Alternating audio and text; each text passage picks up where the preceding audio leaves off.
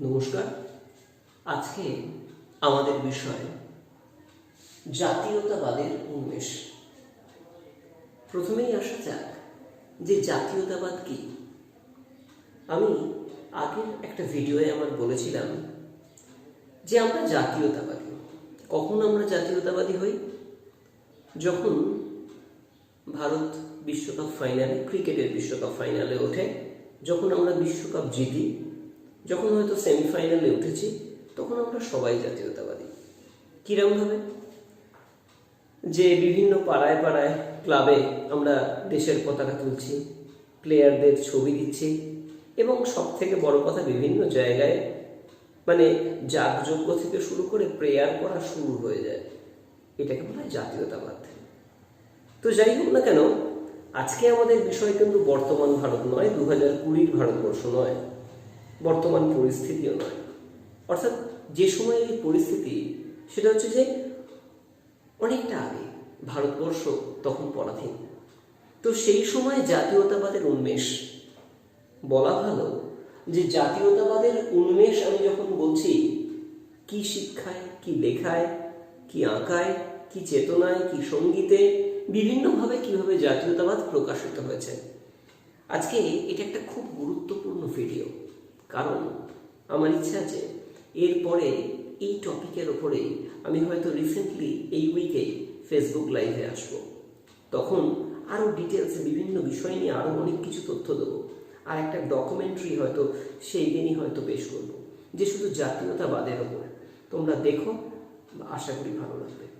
যাই হোক, জাতীয়তাবাদ নিয়ে যখন আমি বলছি, দেখো জাতীয়তাবাদের উন্মেষে আমি এখানে কিন্তু পত্র পত্রিকা, কিছু লেখা, কিছু চিত্র ইত্যাদির নাম করছি। যেমন আনন্দমঠ, বঙ্কিমচন্দ্র চট্টোপাধ্যায়ের আনন্দমঠ উপন্যাস, তারপর বর্তমান ভারত, স্বামী বিবেকানন্দের লেখা, গোড়া রবীন্দ্রনাথ ঠাকুর, ভারত মাতার চিত্র, তোমরা সবাই জানো, এবং শেষে হচ্ছে যে গগনেন্দ্রনাথ ঠাকুরের ব্যঙ্গচিত্র। যাই হোক, আজকে আমাদের বিষয় প্রিসাইসলি এই কটা বিষয়ের উপরেই আজকে আলোচনা করব। অর্থাৎ এগুলো কিভাবে আমাদের জীবনে বিভিন্ন প্রভাব বিস্তার করেছে। দেখো, আনন্দমঠ এর কথা যদি আসি, 18 শতকের ফ্রান্সের তৃতীয় সম্প্রদায়ের কাছে, তোমরা ফ্রান্সের বিষয়টা ক্লাস 9-এ পড়ে এসছো। প্রথম সম্প্রদায়, দ্বিতীয় সম্প্রদায়, তৃতীয় সম্প্রদায়। তৃতীয় সম্প্রদায়ের কাছে যেমন মন্তেস্কু, ভলতেয়ার, রুসো যেমন গুরুত্বপূর্ণ ছিল, ভারতীয় জাতীয়তাবাদীদের কাছে, ভারতীয় মানে যারা স্বদেশী করতো তাদের কাছে যে বইটা বাইবেল বলে পরিচিত, তার নাম কিন্তু এই আনন্দমঠ। অর্থাৎ বঙ্কিমচন্দ্র চট্টোপাধ্যায়ের লেখা, যেটা ভারতবাসীকে স্বাধীনতার মন্ত্রে দীক্ষিত করেছিল। অনেক কিছু করা যায়, কিন্তু স্বাধীনতার মন্ত্রে দীক্ষিত করছে এই উপন্যাসটা, যার নাম হচ্ছে আনন্দমঠ। Very important. শুধু কি তাই? তাহলে এর গুরুত্বটা কোথায়? দেখো, প্রত্যেকটা জিনিসের তো একটা গুরুত্ব থাকবে। তাহলে এর গুরুত্বটা কোথায় আছে? গুরুত্ব আছে স্বদেশিকতার প্রচারে, নাম্বার 1। সবসময় আমি কি বলেছি যে পয়েন্ট ওয়াইজ লিখবে, আবেগ দিয়ে লিখে কিছু লাভ নেই। পয়েন্ট, স্বদেশিকতার প্রচারে প্রধান গুরুত্ব। কি বলা যেতে পারে? দেশপ্রেম হলো মানুষের প্রধান ধর্ম। যেখানে বলা হয়েছিল দেশপ্রেম মানুষের প্রধান ধর্ম, অর্থাৎ সব থেকে বড় প্রেম যদি হয় সেটা হচ্ছে দেশপ্রেম বা দেশকে ভালোবাসা। বিপ্লববাদের প্রচার, নাম্বার 2। কি বলা হচ্ছে? যে বিপ্লববাদের প্রচারে তোমরা জানো যে 1902 সালে যখন অনুশীলন সমিতি প্রতিষ্ঠিত হয়েছিল, এদেরও কিন্তু একদম মানে কি বলবো, সে একদম কোর গ্রুপ, মানে একদম বাইবেল ছিল এদের এই আনন্দমঠ। স্বাধীনতার মন্ত্র প্রচার, মূল কাজটাই তো স্বাধীনতার মন্ত্র প্রচার, মানুষকে আরো বেশি সচেতন করা। এই কাজটাও কিন্তু আনন্দমঠ খুব সুন্দরভাবেই করেছিল। যাই হোক, আনন্দমঠ তো হয়ে গেল বলা। আসলে অনেকগুলো টপিকের উপর তো আমাদের বলতে হবে, শুধু একটা টপিক হলো আনন্দমঠ। পরেরটা হচ্ছে বর্তমান ভারত। বর্তমান ভারত কার লেখা? সবাই জানো বর্তমান ভারত কার লেখা? স্বামী বিবেকানন্দের লেখা। আধ্যাত্ম জগতের মানুষ হয়েও তিনি এক গভীর জাতীয়তাবাদী। কথাটা খুব ইম্পর্টেন্ট। দেখো, তিনি মূলত কি আধ্যাত্মিক মানুষ, আধ্যাত্ম জগতের মানুষ, তাই তো? কিন্তু আমার মনে হয় তিনি জাতীয়তাবাদী, তিনি আমার তোমার থেকে অনেক বেশি জাতীয়তাবাদী। সেজন্যই তো উনি বলেছিলেন যে তোমরা গীতা পাঠ অপেক্ষা ফুটবল খেললে স্বর্গের সমীপবর্তী হবে। তার মানেটা কি? তোমরা যদি শরীরের দিক থেকে তৈরি থাকো, মানসিক দিক থেকে তৈরি থাকো, তাহলেই ভারতকে স্বাধীন করতে পারবে। তো এটা খুব ইম্পর্টেন্ট যে একজন আধ্যাত্মিক মানুষ যিনি গভীরভাবে দেশাত্মবাদী, এর প্রধান দুটো দিক তোমাদের লক্ষ্য করতে আমি বলবো। একটা হচ্ছে প্রগাঢ় দেশপ্রীতি, দেশকে ভালোবাসা, প্রগাঢ় দেশপ্রীতি। শুধু ভালোবাসলে হবে না, প্রগাঢ়, প্রচুর পরিমাণে বর্তমান ভারতে। আর আরেকটা কি? স্বাধীনতার মন্ত্রে দীক্ষা। যে কোনো মানুষকে স্বাধীনতার মন্ত্রে তোমায় দীক্ষিত করতে হবে। অর্থাৎ এইটা কিন্তু খুব ইম্পর্টেন্ট। উনি কিন্তু মাস মুভমেন্টের কথা বলতেন, স্বাধীনতার মন্ত্রে দীক্ষা। সবাইকে, শুধু বিপ্লবীদের করলে হবে না, সবাইকে স্বাধীনতার মন্ত্রে দীক্ষিত হতে হবে। এই জায়গাটা খুব ইম্পর্টেন্ট। এই প্রসঙ্গে অরবিন্দের একটা খুব সুন্দর কথা আছে যে উনি বিবেকানন্দের সম্পর্কে বলতেন যে বিবেকানন্দ ছিলেন ভারতীয় জাতীয়তাবাদীর অগ্রদূত। আজকে যে ন্যাশনালিজমের কথা বলছি, জাতীয়তাবাদের কথা বলছি, আমরা বলছি আমরা সবাই জাতীয়তাবাদী। আমরা বারবার বলছি যে ওয়ার্ক ফ্রম হোম, সব সময় আমরা বলছি যে আমাদের কিভাবে চলতে হবে, কি এই পরিস্থিতি কি করতে হবে। সেই জায়গায় আমরা সবাই তো জাতীয়তাবাদী। আমরা সত্যিই তো নিজেকেও ভালোবাসি, যেমন দেশকেও ভালোবাসি, দুটোই। আমরা আমাদের পরিবারকেও ভালোবাসি। তো ইনি কিন্তু অন্যতম একজন জাতীয়তাবাদী। এটা আমি বলছি না, এটা কিন্তু ঋষি অরবিন্দ বলে গেছেন। বলছেন যে ভারতীয় জাতীয়তাবাদের অগ্রদূত যদি কাউকে বলা হয়, তাহলে অতি অবশ্যই বর্তমান ভারতের লেখক অর্থাৎ স্বামী বিবেকানন্দের কথা বলতে হবে। এরপরে আসে গোড়া উপন্যাস। গোড়া উপন্যাসে এটা একটা স্বাদেশিক উপন্যাস বা স্বদেশী কথা নিয়ে তৈরি। নীল বিদ্রোহ এবং পরবর্তীকালে বাংলার আর্থসামাজিক পটভূমিকায় লেখা। একদিকে আছে নীল বিদ্রোহ, অন্যদিকে আছে বাংলার আর্থসামাজিক পটভূমিকায় লিখছে এটাকে। এর অবদান, যে প্রত্যেকটা বিষয়ের তো একটা করে অবদান আছে, তাহলে গোড়ার অবদানটাই বা কি? আগের দুটোর যেমন অবদান ছিল, তা নিশ্চয়ই গোড়ারও কিছু অবদান আছে। যে ফার্স্ট যে অবদানটা আসবে সেটা হচ্ছে দেশাত্মবোধ। দেশাত্মবোধ খুব ইম্পর্টেন্ট। দেশকে ভালোবাসা, দেশের প্রতি লয়াল থাকা, স্বাধীন করবো এই চেতনা, এটাই তো বিশাল ব্যাপার। সাম্প্রদায়িক সম্প্রীতি, দেখো এখানে হিন্দুর কথা বলা হচ্ছে না, এখানে মুসলমানের কথা বলা হচ্ছে না। সাম্প্রদায়িক সম্প্রীতি, একটা দেশ স্বাধীন করতে গেলে দুটো সম্প্রদায়কে এগিয়ে আসতে হবে, সব সম্প্রদায়কে নিয়ে চলতে হবে। শুধু হিন্দু মুসলমান চললেই হবে না, বাকি যারা আছে, শিখ আছে, খ্রিস্টান আছে, তাদের সবাইকে নিয়ে চলতে হবে। অর্থাৎ কাউকে একা নিয়ে চলা যাবে না। নেক্সট কি? সংকীর্ণ চেতা মনোভাব, যে আমাদের সংকীর্ণতা থেকে বেরিয়ে আসতে হবে। আর যাই হোক, আমরা যদি সংকীর্ণ হয়ে যাই তাহলে কিন্তু আর যাই হোক সাফল্য আসবে না জীবনে। আর কি?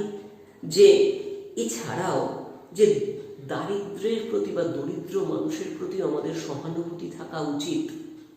এই যে এখন বলা হচ্ছে তো যে তোমরা বিভিন্নভাবে যার যেমন সামর্থ্য আছে দরিদ্র মানুষের পাশে দাঁড়াও, যে খেতে পাচ্ছে না তাকে দেখো, তাকে সাহায্য করো, হয় খাবার দিয়ে হোক, অর্থ দিয়ে হোক, যেভাবেই হোক তার পাশে গিয়ে দাঁড়াও। এইটা কিন্তু গোড়া উপন্যাসে বারবার বলছে যে দরিদ্রদের প্রতি সহানুভূতি, এটাও কিন্তু খুব ইম্পর্টেন্ট। অর্থাৎ এই গোড়া উপন্যাসের এটা কিন্তু একটা বড় দিক, যেখানে বলছে দরিদ্রদের প্রতি সহানুভূতি। নেক্সট, ভারত মাতার চিত্র। অর্থাৎ আমি এই পাঠে চলে আসছি, ভারত মাতার চিত্র। 1905 সালে অবনীন্দ্রনাথ ঠাকুরের এই ভারত মাতার চিত্রটি আঁকেন। কোন পরিপ্রেক্ষিতে? না, পরাধীন ভারতীয় সংস্কৃতি ও রাজনীতি, এই চিত্রটির গুরুত্ব। একদিকে সংস্কৃতি পরাধীন ভারতে, অপরদিকে আছে রাজনীতি। শুধু সংস্কৃতির কথা বলছে না, সংস্কৃতি যেমন আছে তেমনি রাজনীতিও আছে। অর্থাৎ একদিকে সংস্কৃতি, অন্যদিকে রাজনীতি, দুয়ের প্রেক্ষাপটেই কিন্তু এটা তুলে ধরা হয়েছে। আর কি? ভগিনী নিবেদিতা এই চিত্রটির দ্বারা একদম মন্ত্রমুগ্ধ হয়ে যান যে এত সুন্দর এই চিত্রটা। অবনীন্দ্রনাথ ঠাকুরকে অনেকেই তাই father of modern Indian art বলে উল্লেখ করেছেন। Father of modern Indian art, এটা অনেক সময় শর্ট কোয়েশ্চেনে তোমাদের আসে যে father of modern Indian art কাকে বলা হয়, বা অবনীন্দ্রনাথ ঠাকুরকে কি বলা যেতে পারে, ইত্যাদি ইত্যাদি। এবং শেষে অর্থাৎ গগনেন্দ্রনাথ ঠাকুরের ব্যঙ্গচিত্র। দেখো এই শব্দটার সাথে তোমরা খুব যুক্ত যে ব্যঙ্গচিত্র। ব্যঙ্গচিত্র মানে কি? ব্যঙ্গ করে যে চিত্র আঁকা হয় তাকে ব্যঙ্গচিত্র বলে। তাহলে ব্যঙ্গ করে আঁকবো কেন, বা লোকে কেনই বা ব্যঙ্গ করবে? তোমরা দেখো না বিভিন্ন সময় মানে কোনো একটা ঘটনার পরিপ্রেক্ষিতে দেখা যায় কার্টুনে কোনো কোনো ক্ষেত্রে কাউকে কাউকে ব্যঙ্গ করে কিছু আঁকা হয়। কিন্তু এটা মনে রাখতে হবে, এটা আজকের দিনে করাটা খুব সহজ, কিন্তু আজ থেকে বহুদিন আগে ইংরেজ শাসনের আমলে এইরকম ব্যঙ্গচিত্র আঁকছে, তা সেটা কিন্তু যথেষ্ট টাফ ছিল। তা উনি ব্যঙ্গচিত্রের মাধ্যমে কি তুলে ধরতে চেয়েছেন? উনি মেন যে কাজটা করছেন যে বিদেশি শাসক ও দেশীয় নেতাদের কটাক্ষ করছেন। বিদেশি শাসক আর দেশীয় নেতা। বিদেশি শাসক কারা? ইংরেজরা, অতি অবশ্যই, কারণ ভারত তখনও পরাধীন। আর দেশীয় নেতা, যেসব নেতারা বিদেশি শাসকদের সবসময় সমর্থন করে, সমর্থক শ্রেণী, তা তাদের এই দুটো সম্প্রদায়কে কিন্তু উনি কঠোরভাবে সমালোচনা করেছেন। আর কি করেছেন? ধর্মীয় গোঁড়ামি ও সামাজিক কুসংস্কারের বিরোধিতা।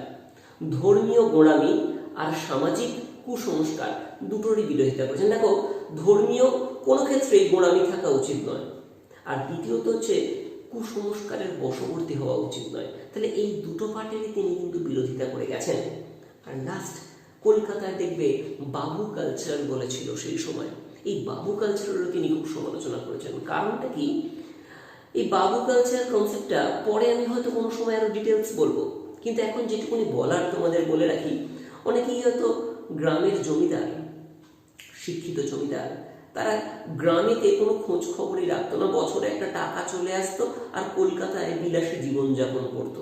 ঠিক আছে, এর ফলে দেখা যেত গ্রামের কৃষক প্রজাদের খুব উৎপীড়ন করা হচ্ছে, খুব শোষণ করা হচ্ছে, তাদের খুব কষ্ট হচ্ছে, তারা দিতে পারছে না টাকা, অর্থ দিতে পারছে না, রাজস্ব দিতে পারছে না, খাজনা দিতে পারছে না, কিন্তু জোর করে তাদের কাছে আদায় করা হচ্ছে।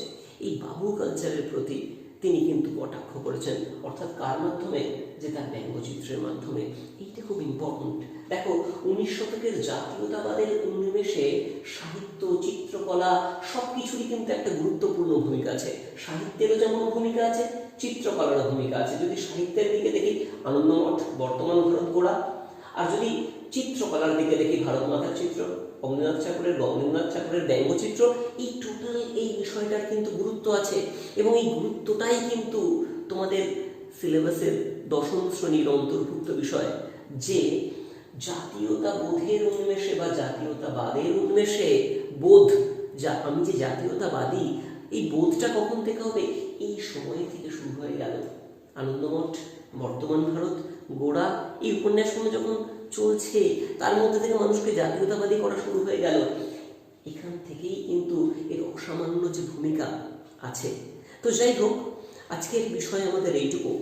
তোমাদের বলবো যে এরপরে আমি কিছু আর ভিডিও আনছি, যেগুলো আমি শুধু আমার যে ইউটিউব চ্যানেল নলেজ ফ্লেমেই শুধু দেবো না, তার সাথে হয়তো আরও কিছু ভিডিও হয়তো ফেসবুক, ইনস্টাগ্রাম এইগুলোতেও দিয়ে দেবো। তো তোমরা সেগুলোকেও দেখো। হয়তো এর ওপরে একটা ডকুমেন্টারি খুব ইচ্ছা আছে, খুব তাড়াতাড়ি আনবো, শুধু জাতীয়তাবাদের ওপর। শুধু এটা ভিডিও নয়, একদম ডকুমেন্টারি, নতুনত্ব একটু আনবো, যেখানে আরও অনেক কিছু ইনফরমেশন নিয়ে আসবো। তোমরা অতি অবশ্যই দেখবে এবং নলেজ ফ্রেম চ্যানেলটাকে সাবস্ক্রাইব করে রাখবে। Thank you.